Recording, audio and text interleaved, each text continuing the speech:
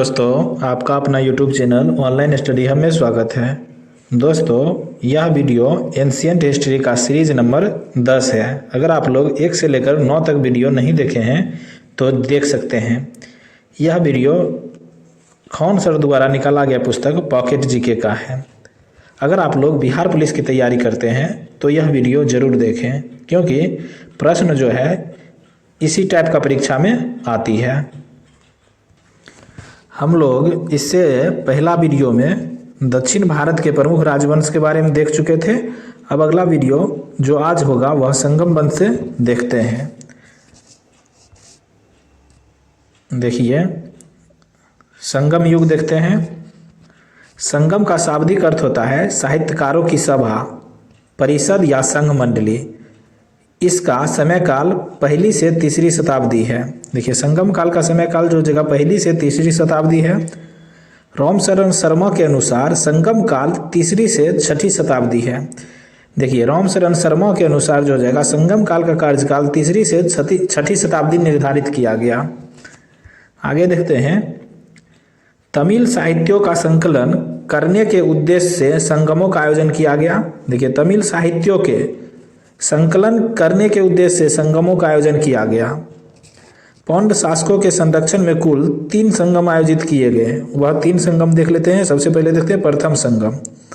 इसका स्थान जो था मदुरै था। अध्यक्षता जो किया था ऋषि अगस्त्य किया था।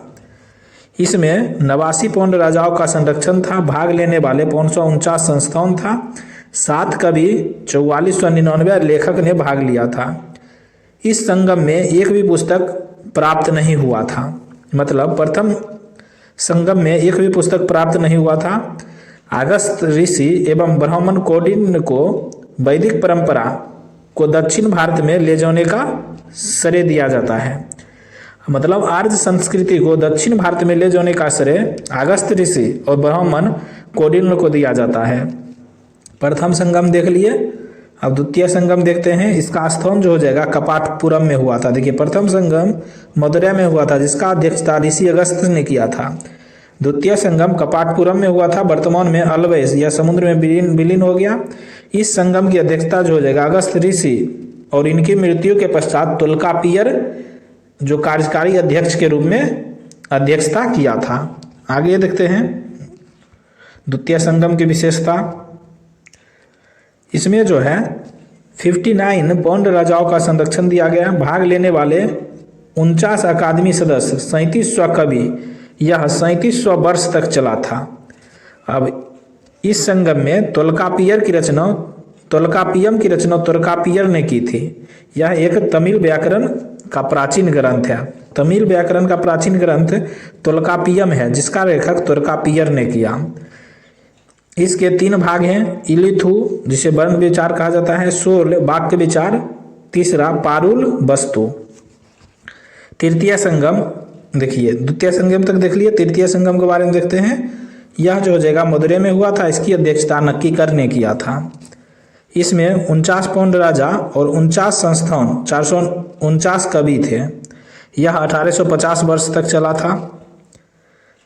इस संगम की पुस्तकें बेरी से पदितु पुत परिपादल आदि था।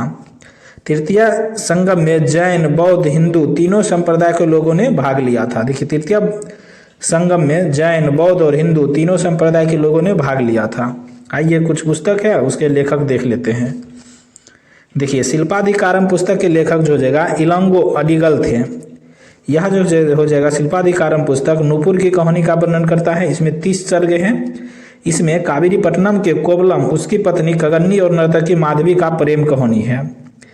दूसरा जो हो जाएगा मणि मेखले। देखिए, मणि मेखले के लेखक जो हो जाएगा शीतलाई सतनार थे। इसमें माधवी और कोवलम की पुत्री थी। इसमें राजकुमार उदय कुमारन एवं मणि मेखले की प्रेम कहानी का वर्णन है। तीसरा जो हो जाएगा जीवक चिंतामणि के लेखक जो हो जाएगा तिरुक्तर देवर थे। यह एक जैन भिक्षु थे। जीवन के 8 विवाह किए, अंत में साधु बन गया। इसे विवाह ग्रंथ भी कहते हैं। तिरुकुलर के लेखक जो हो जाएगा तिरुवल्लुर था। तोल्कापियर के लेखक तोल्कापियर था। आगे अगला पुस्तक देखते हैं। अहनूरू के लेखक रुद्र शर्मन थे। कुरल के लेखक तिरुवल्लुर थे। देखिए कुरल के लेखक तिरुवल्लुर थे। कुरल पुस्तक के लेखक जो हो जाएगा तिरुवल्लुर थे। कुरल पुस्तक के बारे में देखते हैं। यह तमिल साहित्य का आधारभूत ग्रंथ है। इसके विषय त्रिवर्ण, आचार शास्त्र, राजनीति शास्त्र, आर्थिक जीवन एवं परिणय से संबंधित है। आगे देखते हैं नोट में, संगम साहित्य के काव्य को दो भागों में बांटा गया। पहला अकम, दूसरा पूरम। अकम काव्यों का मूल विषय प्रेम प्रसंग है, जबकि पूरम काव्यों का विषय युद्ध है। देखिए अकम में प्रेम प्रसंग का चर्चा है, पूरम में युद्ध का चर्चा है। संगम काल की प्रमुख फसलें देख लेते हैं। गन्ना, धान, रागी था। संगम काल में चावल प्रमुख खाद्यान्न था। संगम काल की राजधानी में एक राजभाषा थी जिसे नलवे कहा जाता था, जिसमें प्रजा की कठिनाइयों पर विचार किया जाता था। राजा का सर्वोच्च न्यायालय, राजा की सभा मनगम ही होता था। राजा का जन्मदिन प्रति वर्ष मनाया जाता था, जिसे पेरुनल कहते थे। आगे देखते हैं, चोरी या व्यभिचार के अपराध के लिए मृत्युदंड दिया जाता था। झूठी गवाही देने पर जीभ काट ली जाती थी। यह सबसे इम्पोर्टेंट है। भूमि कर राजस्व का प्रमुख साधन था। देखिए राजस्व का प्रमुख साधन जो जगह भूमि कर था। भू राजस्व दर का उत्पादन 1/6 भाग था। संगम साहित्य में हमें दक्षिण भारत के 3 राज्य चेल, चोर, पौंड का उल्लेख मिलता है। दक्षिण पश्चिम में चेर, उत्तर पूरब में चोल और दक्षिण पूरब में पौंड राज्य स्थित था। आगे देख लेते हैं अब,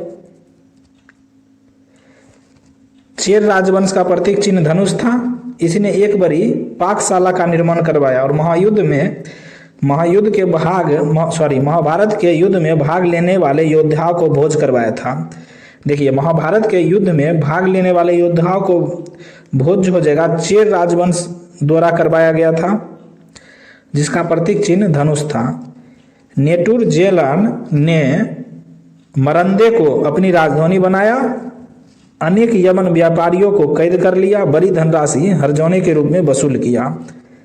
आगे देखते हैं, सेनगुट्टन को लाल चेर के नाम से जाना जाता है। इसने अधिराज की उपाधि धारण किया था। कल्ली, बलाबन, सेम्बिदास जैसे नामों से प्रसिद्ध चोल राज पूर्वी तमिलनाडु में पेन्नार, बेल्लारू नदियों के मध्य स्थित था। देखिए चोल राज जो हो जाएगा पेन्नार और बेल्लारू नदियों के मध्य स्थित था। आगे देखते हैं, मेगास्थनीज ने सर्वप्रथम पांड्यों का उल्लेख किया था। देखिए मेगास्थनीज सर्वप्रथम पांड्यों का उल्लेख किया था। मेगास्थनीज के अनुसार पौंड राज पर हेराकल की पुत्री का शासन था। वह राज्य मोतियों के लिए प्रसिद्ध था। देखिए पौंड राज्य हो जाएगा मोतियों के लिए प्रसिद्ध था। पौंड राज की राजधानी मदुरै थी। इसका प्रतीक चिन्ह मछली था। मछली को कार्प भी कहते हैं। पौंड्यों का उल्लेख रामायण एवं महाभारत में भी मिलता है। देखिए पौंड वंश का उल्लेख रामायण और महाभारत में भी मिलता है। बेगी नदी पौंड्यों की जीवन रेखा है। देखिए अभी वर्तमान में भारत की जीवन रेखा गंगा नदी है, उसी प्रकार पौंड्यों की जीवन रेखा बेगी नदी है। संगम राज काल के राज्यों में सर्वाधिक शक्तिशाली चोलों का राज्य था। स्थापना 9वीं शताब्दी में हुआ था, 850 से 871 के बीच। पौंड्यो, चोलो, कैरो, कलभरों को विक्रमादित्य द्वितीय ने पराजित किया था। अब चोल राजवंश के बारे में देख लेते हैं। देखिए चोल वंश यहाँ से शुरू हो रहा है। चोल का प्राचीनतम उल्लेख कात्यायन ने किया। इसका प्रतीक चिन्ह बाघ था। देखिए चोल का प्रतीक चिन्ह क्या था? बाघ था। अब आगे देखते हैं चोल वंश के बारे में। अब उस समय संगम देख रहे थे, अब चोल के बारे में देख रहे हैं। चोल की राजधानी उरैयूर और तथा तंजावुर बनी थी। करिकाल चोल शासकों में सबसे महान शासक था। इसका शाब्दिक अर्थ जले हुए पैरों वाला था।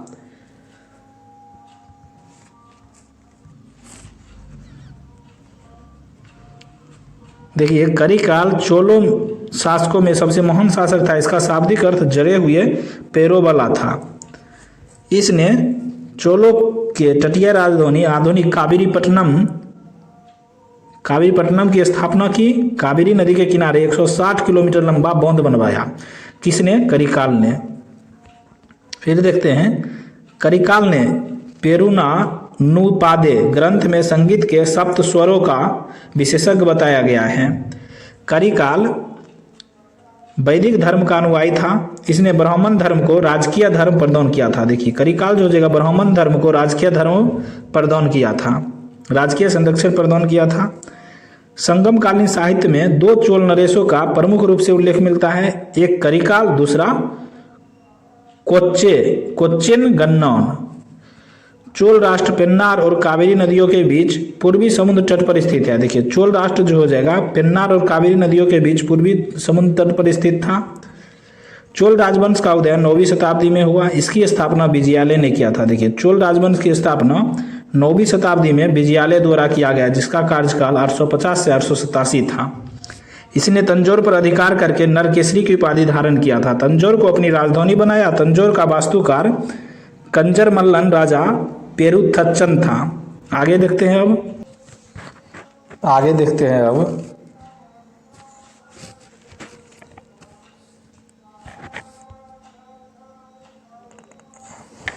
विजयालय में निशुम्भशुधनी देवी का मंदिर बनवाया।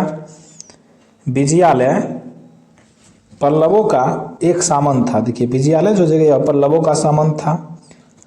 आदित्य प्रथम ने पल्लवों को पराजित करके चोलों की स्वतंत्र सत्ता स्थापित किया था। आदित्य प्रथम जो जगह चोलों का स्वतंत्र सत्ता स्थापित किया था। इस विजय के बाद आदित्य प्रथम ने कोदंडराम की उपाधि धारण किया था। देखिए कोदंडराम की उपाधि आदित्य प्रथम ने धारण किया था। आगे देखते हैं द्रविड़ देश में चोल अधिपत्य की स्थापना वास्तव में परंतक प्रथम के समय हुई थी। द्रविड़ देश में चोल अधिपत्य की स्थापना वास्तव में परंतक प्रथम के समय हुआ था। 949 ईस्वी में राष्ट्रकूट नरेश कृष्ण तृतीय ने पश्चिम गंगों की सहायता से चोलों पर आक्रमण कर दिया। तक्कोलम युद्ध में चोल बुरी तरह से पराजित हो गया था। कौन सा युद्ध में? तक्कोलम युद्ध में। तथा साम्राज्य का उत्तरी भाग राष्ट्रकूट साम्राज्य में मिला लिया गया। आगे देखते हैं राजेंद्र प्रथम या राजराज प्रथम के राज्यारोहण के समय चोल इतिहास की महानता का युग प्रारंभ हुआ। चोल इतिहास की महानता का युग राजेंद्र प्रथम के समय प्रारंभ हुआ। राजराज प्रथम ने श्रीलंका के उत्तरी भाग पर अधिकार करके उसे चोल साम्राज्य का एक नया प्रांत बनाया। इसे जो हो जाएगा मुक्ति चोल मंडलम नाम दिया। चोल राज्य के स्थापत्य कला में राजराज प्रथम का योगदान नवीन है। आगे देखते हैं तंजौर में उसके द्वारा बृहदेश्वर या राजराजेश्वर मंदिर का निर्माण करवाया गया। उसने मुम्माडी चोल देव, जयकोंड, चोल मारदंड, गंगा विजेता आदि उपाधियां धारण की। राजराज प्रथम ने स्थानीय स्तर पर स्वशासन की व्यवस्था आरंभ किया। राजराज प्रथम की मृत्यु के बाद उसका योग्यतम पुत्र राजेंद्र प्रथम सम्राट बना। देखिए राजराज की मृत्यु के बाद राजेंद्र प्रथम गद्दी पर बैठा। राजेंद्र प्रथम सबसे पहला भारतीय शासक था जिसने अरब सागर पर अपनी प्रभुता कायम किया। चोल शासक द्वारा यह पश्चिम का अभियान था। देखिए अरब सागर पर अपनी संभुता कायम करने वाला पहला शासक राजेंद्र प्रथम था। उत्तर में उसने बंगाल के पाल शासक महिपाल को पराजित किया। इस गंगा घाटी के अभियान की सफलता पर राजेंद्र ने गंगाकोंड चोल की उपाधि धारण किया। इसके उपलक्ष्य में उसने गंगैकोंड चोलपुरम नामक नई राजधानी की स्थापना किया। इस राजधानी के पास में सिंचाई के लिए चोल गंगम नामक विशाल तालाब का निर्माण कराया था। देखिए राजेंद्र प्रथम ने बंगाल के पाल शासक महिपाल को गंगा के पार जाकर हराया था, इसलिए इसने गंगैकोंड चोल की उपाधि धारण किया, यानी गंगा के पार जाकर हरा दिया। राजेंद्र द्वितीय के बारे में अब देखते हैं। इसका कार्यकाल 1052 से 1064 ईस्वी था। राजाधिराज का अनुज था और कोप्पम के युद्ध में राजाधिराज मारा गया। उसने इसी युद्ध में कल्याणी के चालुक्यों को पराजित करके युद्ध क्षेत्र में ही अपना राज्याभिषेक कराया। राजेंद्र द्वितीय ने 1062 ईस्वी में सोमेश्वर को पराजित किया। अपना विजय स्तंभ कोल्हापुर में स्थापित किया। कलोतुंग द्वितीय ने चिदम्बरम मंदिर में स्थित गोविंदराज यानी भगवान विष्णु की मूर्ति को समुद्र में फेंकवा दिया। देखिए भगवान विष्णु की मूर्ति को कलोत्तुंग द्वितीय ने समुद्र में फेंकवा दिया था। कालांतर में वैष्णव आचार्य रामानुचार्य ने उक्त मूर्ति का पुनरुद्धार किया, जिसे तिरुपति के मंदिर में प्राण प्रतिष्ठित किया गया। कलोत्तुंग तृतीय चोल वंश का अंतिम महान शासक था। देखिए चोल वंश का अंतिम महाशासक जो जगह कलोत्तुंग तृतीय था, किंतु इस वंश का अंतिम शासक राजेंद्र तृतीय था। आगे देखते हैं, समाज में सरकारी अधिकारियों का एक अलग वर्ग था जो 2 श्रेणियों में विभक्त था। इसमें ऊपरी श्रेणी पेरुंदम कहा जाता था और निम्नस्थ श्रेणी को सिरुंदम कहा गया। सरकारी पद वंशानुगत होते थे। राज्य के उच्च अधिकारियों को उदनकुट्टम कहा जाता था, जो सदैव राजा के पास रहने वाला अधिकारी होता था। विशाल चोल साम्राज्य 6 प्रांतों में विभाजित था। प्रांत को मंडलम कहा जाता था। देखिए प्रांत को जो जगह मंडलम कहा जाता था। आगे देखते हैं, चोल साम्राज्य की प्रशासनिक इकाइयां राजमंडलम, बलनाडु, नाडु, कुर्रम या कोट्टम होते थे। बड़े शहर या गांव स्वयं एक अलग कुर्रम बन जाता था और तनियोर या तकुरम कहलाते थे। देखिए बड़े शहर या गांव स्वयं एक अलग कुर्रम बन जाता था और तनियोर या तकुरम कहलाते थे। नाडु की स्थानीय सभा को नट्टार तथा व्यापारिक संघ की सभा को नगट्टार कहते थे। केंद्रीय सरकार की देखरेख में बेल्लार जाति के धनी किसानों को नाडु के कामकाज में अच्छा खासा निमंत्रण हासिल था। उनमें से कई धनी भूस्वामियों को चोल राजाओं के सम्मान के रूप में मुबेद बेलन यानी 3 राजाओं को अपनी सेवाएं प्रदान करने वाला बेलन या किसान, दूसरा अर्राइल प्रधान जैसी उपाधियां थी। उन्हें केंद्र में महत्वपूर्ण राजकीय पद सौंपे गए थे। उर एक सामान्य प्रकार की ग्राम सभा थी, जिसमें ग्राम, पुर या नगरों दोनों में सम्मिलित था। उर का शाब्दिक अर्थ पुर होता है। इसकी कार्यकारिणी समिति करती थी। देखिए इसकी कार्यकारिणी समिति द्वारा किया जाता था, जिसे बरियम कहा गया था। सामान्यतः बरियम के सदस्यों की कार्य अवधि 3 वर्ष का होता था। महासभा को पेरू गुरी, इसके सदस्यों को पेरू मकलम तथा समिति के सदस्यों को बारिया पेरू मकलम कहा जाता था।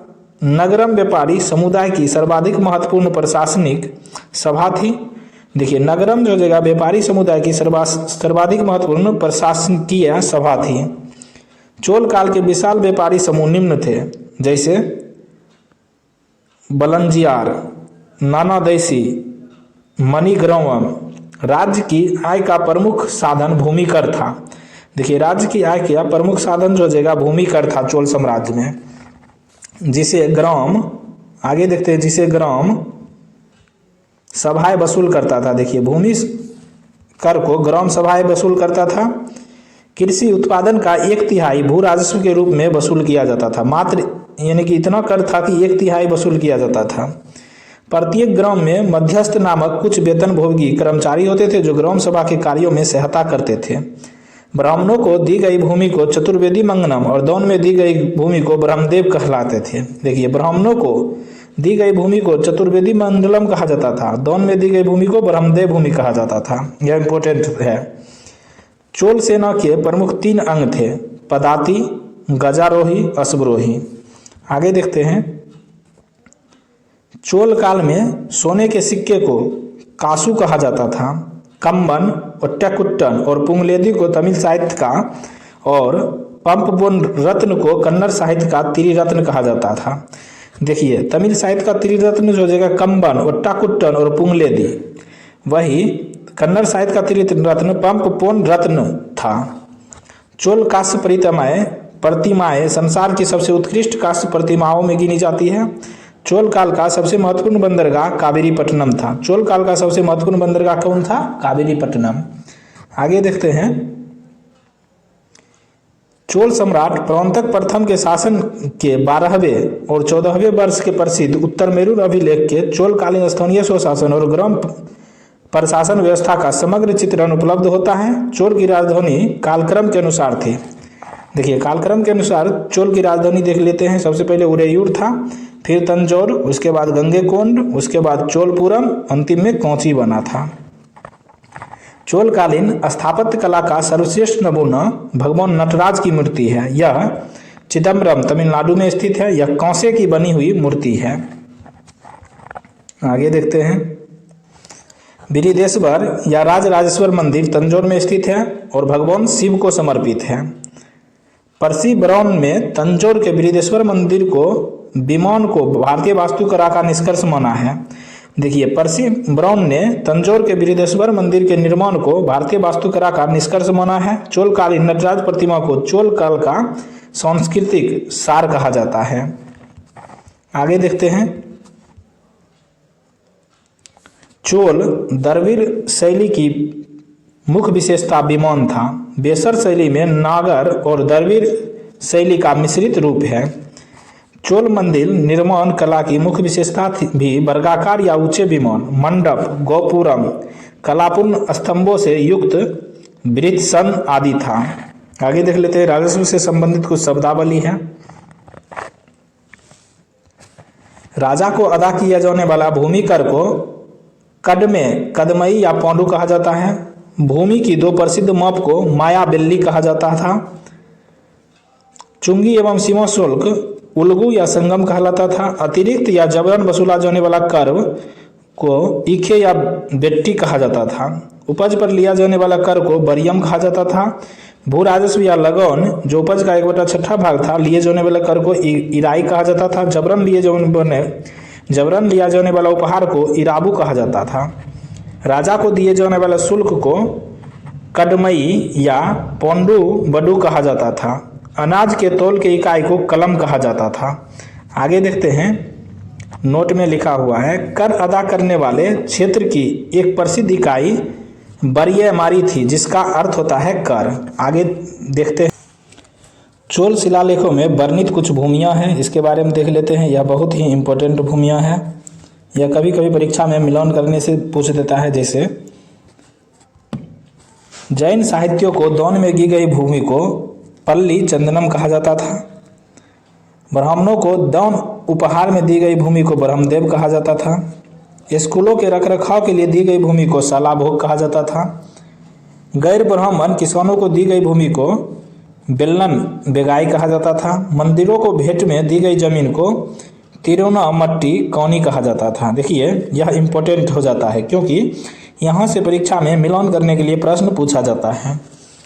संगमकालीन शासकों के पास पेशेवर सैनिक होते थे तथा चतुर्गिनी होती थी, जो अश्व, गज, रथ और पैदल सिपाही सैनिक होते थे।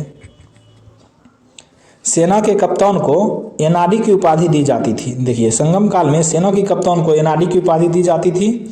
संगम काल में समय जानने के लिए जल घड़ी का प्रयोग किया जाता था। नोट में लिखा हुआ है संगमकालीन समाज के बारे में। देखिए अरहर ब्राह्मण वर्ग था, अरसर शासक वर्ग था, बेनीगर व्यापारिक वर्ग को कहा जाता था, बेल्लार कृषक वर्ग को बेल्लार कहा जाता था। तमिल भूमि में ब्राह्मण का दर्शन सबसे पहले संगम युग में होता है। देखिए तमिल भूमि में ब्राह्मण का दर्शन सबसे पहले संगम युग में होता है। इस काल में ब्राह्मण मांस खाते थे, तारी सूरा पीते थे, जो समाज में बुरा नहीं माना जाता था। अरिकामेडु व्यापारिक केंद्र के रूप में प्रसिद्ध था तथा चोल वंश का एक प्रमुख बंदरगाह भी था। देखिए चोल वंश का एक प्रमुख बंदरगाह अरिकामेडु था। पेरिप्लस में अरिकामेडु को पोडाके कहा गया है। सिंध से कन्याकुमारी तक 24 बंदरगाहों का उल्लेख पेरिप्लस ऑफ द इरिथियन सी यूनानी लेखक के पुस्तक में मिलता है। सिंध से कन्याकुमारी तक 24 बंदरगाहों का उल्लेख किया गया है। दरबारों में गायकों के साथ नर्तकियां नाचती थी, जिन्हें पानर या बिडेलियर कहा जाता था। संगम काल में कृषक को बेल्लार तथा उसके प्रमुखों को बेलरी कहा जाता था। कृषक को बेल्लार, उसके प्रमुख को बेलरी। खेत मजदूर का काम सबसे निचले वर्ग के लोग कडेसियर करते थे। एनियर शिकारियों की जाति थी। देखिए एनियर जो हो जाएगा शिकारियों की जाति थी। मुर्गन यकी अबन लोगों के निवास स्थान को कहते थे। देखिए यकी अबन लोगों के निवास स्थान को मुर्गन कहा गया है। आगे देखते हैं अब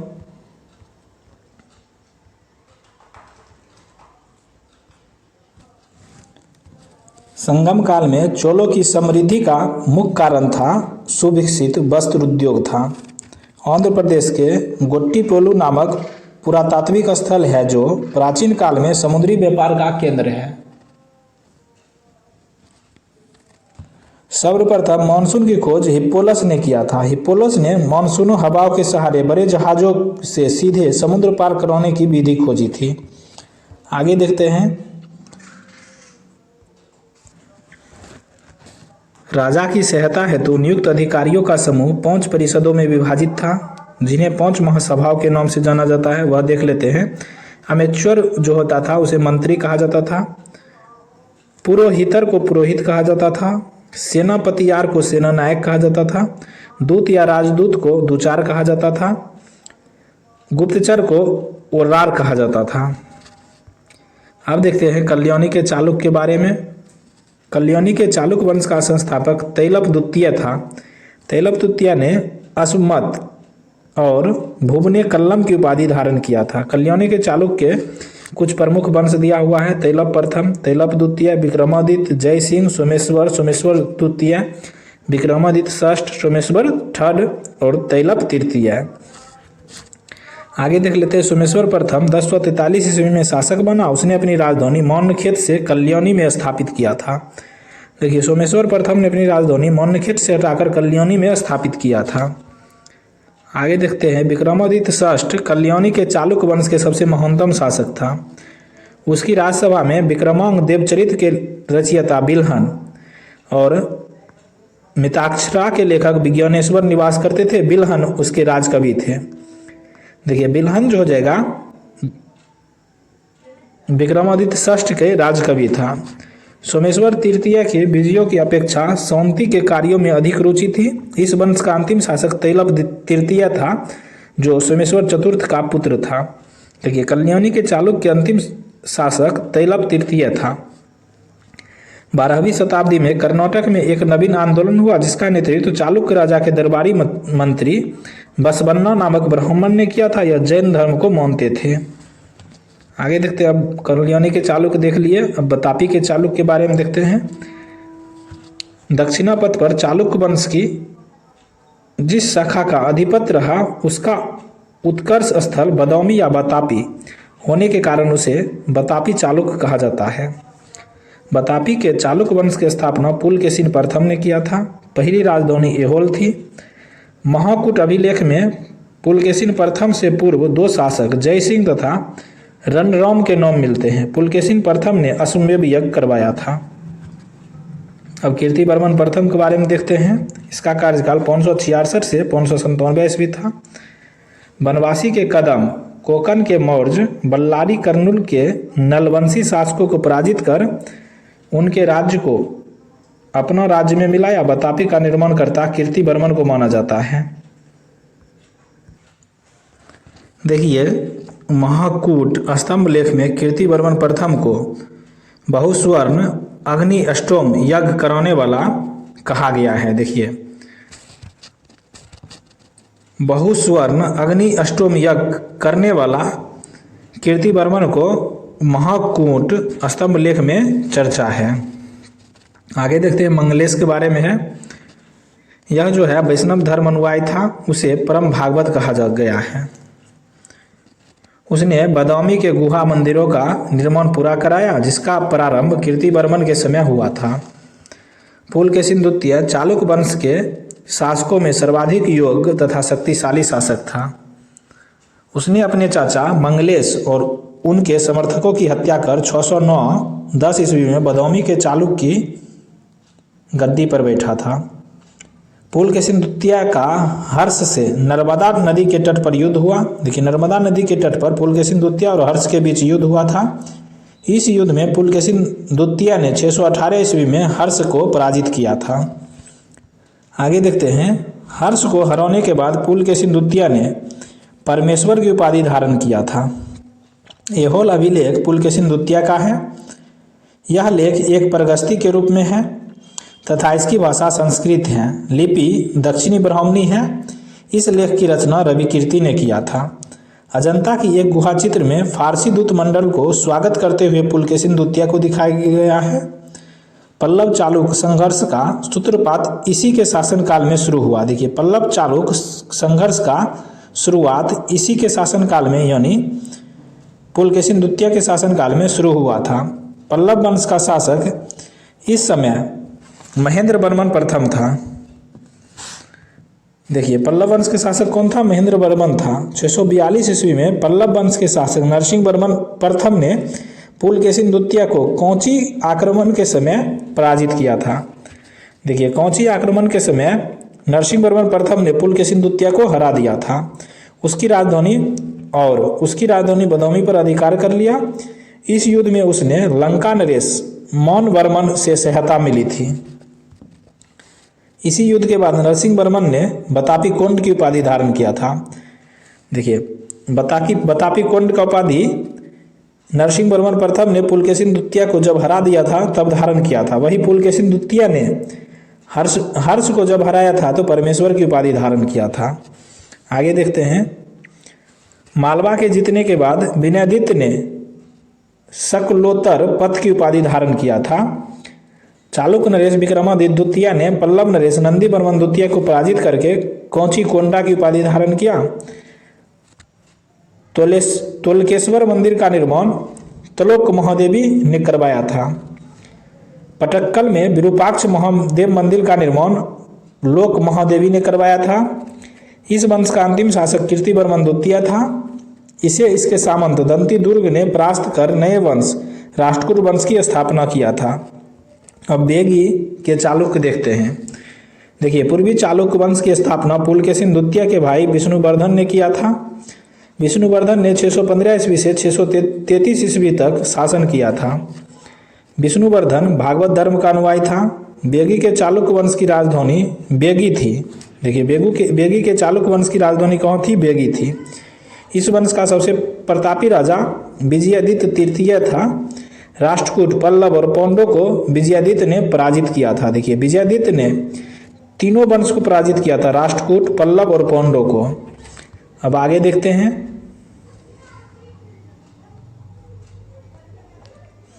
राष्ट्रकूट वंश के बारे में। दक्षिण में राष्ट्रकूटों का शासन पाल प्रतिहार वंशों के शासन के समकालीन था।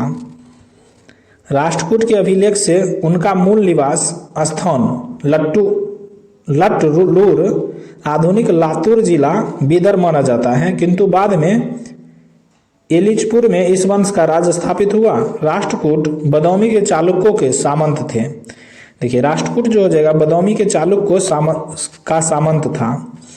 राष्ट्रकूट साम्राज्य का संस्थापक दंती दुर्ग था, जिसने 8वीं शताब्दी के मध्य चालुक्य शासक कीर्तिवर्मन को पराजित करके स्वतंत्र राज्य की स्थापना किया। उसने अपनी राजधानी मौनखेत या मालखेत बनाई थी। दंती वर्मन के बाद उसका चाचा कृष्ण प्रथम 756 ईस्वी में शासक बना था। कृष्ण प्रथम विजेता होने के साथ साथ एक निर्माता भी था। उसने एलोरा के प्रसिद्ध कैलाश मंदिर का निर्माण करवाया। चट्टानों को काटकर मंदिर निर्माण करने का श्रेय राष्ट्रकूट वंश को दिया जाता है। आगे देखते हैं। गोविंद द्वितीय के पश्चात उसका पुत्र ध्रुव 780 ईस्वी में शासक बना था। ध्रुव प्रथम राष्ट्रकूट शासक था। देखिए, ध्रुव प्रथम जो जगह राष्ट्रकूट शासक था, जिसने उत्तरी भारत के अधिपत्य के लिए चलाए जा रहे त्रिशतात्मक संघर्ष में दृढ़तापूर्वक हस्तक्षेप किया। प्रतिहार नरेश वत्सराज और पाल शासक धर्मपाल को पराजित किया। सज्जन तोमपत्र के अनुसार गोविंद तृतीय ने हिमालय तक सैनिक अभिवादन किया। मालवा, कौशल, कलिंग, बंग, डाहक, प्रक को जीता। गोविंद तृतीय ने पल्लव, पौंड, केरल, गंग राजाओं द्वारा बनाए गए संघ को ध्वस्त कर दिया। देखिए, गोविंद तृतीय जो हो जाएगा पल्लव, पौंड, केरल, गंग राजाओं द्वारा बनाए गए संघ को ध्वस्त कर दिया गया। आगे देखते हैं। इसका काल राष्ट्रकूट शक्ति का चरमोत्सर्ग काल था। गोविंद तृतीय ने पाल शासक धर्मपाल, प्रतिहार शासक नागभट्ट द्वितीय को पराजित किया। गोविंद तृतीय का अल्पवयस्क उत्तराधिकारी अमोघ वर्ष कर्क के संरक्षण में शासक हुआ। अमोघ वर्ष का धर्म और साहित्य की ओर अतिशय रुझान था। अमोघ वर्ष जैन मत अनुयायी था। अमोघ वर्ष विद्या और कला का उदार संरक्षक था। उसने कविराज मार्ग नामक कन्नड़ भाषा में एक काव्य ग्रंथ की रचना किया। देखिए कविराज मार्ग काव्य ग्रंथ की रचना जो हो जाएगा अमोघवर्ष द्वारा किया गया। उसने अपनी राज्यसभा में अनेक विद्वानों को आश्रय प्रदान किया। इनमें आदि पुराण के लेखक जिनसेन तथा गणित सार संग्रह के लेखक महावीराचार्य एवं स्वयंभू प्रमुख थे। देखिए आदि पुराण के लेखक कौन थे? जिनसेन। गणितासार संग्रह के लेखक महावीराचार्य हैं। अमोघवर्ष ने तुंगभद्रा नदी में जल समाधि लेकर अपने जीवन का अंत किया। कौन सा नदी में? तुंगभद्रा नदी में। राष्ट्रकूट के सर्वश्रेष्ठ शासक इंद्र तृतीय और कृष्ण तृतीय थे। इंद्र तृतीय अपने समय का अत्यंत शक्तिशाली राजा हुआ। इंद्र तृतीय के समय भारत भ्रमण पर आए अरबी यात्री अल-मसूदी के अनुसार राष्ट्रकूट राजा बलहारा या बल्लभ राज भारत का सर्वश्रेष्ठ राजा था। देख लेते हैं इसको एक बार फिर। देखिए पूछेगा अरब यात्री अल-मसूदी किस राष्ट्रकूट शासक के शासनकाल में आया था? तो हो जाएगा इंद्र तृतीय के शासनकाल में। राष्ट्रकूट वंश का अंतिम महान शासक कृष्ण तृतीय था। कृष्ण तृतीय ने रामेश्वर में कृष्णेश्वर और गंड मार्तंडादित्य का मंदिर बनवाया। उसकी राजभाषा में कन्नड़ भाषा का कवि पोन्न निवास करता था। देखिए कन्नड़ भाषा का कवि पोन्न जो हो जाएगा कृष्ण तृतीय के दरबार में रहता था, जिसने शांति पुराण की रचना किया था। एलोरा एवं एलिफेंटा महाराष्ट्र गुहा मंदिरों का निर्माण राष्ट्रकूट शासकों के समय में हुआ था। राष्ट्रकूटों ने अपने राज्यों में मुसलमान व्यापारी को बसने, इस्लाम की प्रचार करने की स्वीकृति भी दिया था। 974 से 75 ईस्वी में चालुक्य राजा तैलप द्वितीय ने राष्ट्रकूट वंश के अंतिम शासक कर्क द्वितीय को पराजित किया, राष्ट्रकूट राज पर अधिकार कर लिया और कल्याणी के चालुक्य वंशीय राज्य की स्थापना किया। कोलथुनाडु, वल्लुनाड, थेक्कुमकुरु प्राचीन काल के अल्पकालीन राज्य केरल थे। इस प्रकार हम लोग संगम काल देख लिए। अब अगला वीडियो यादव वंश से देखेंगे। अगर आप लोग बिहार पुलिस का तैयारी करते हैं तो यह वीडियो जरूर देखें। बहुत बहुत धन्यवाद।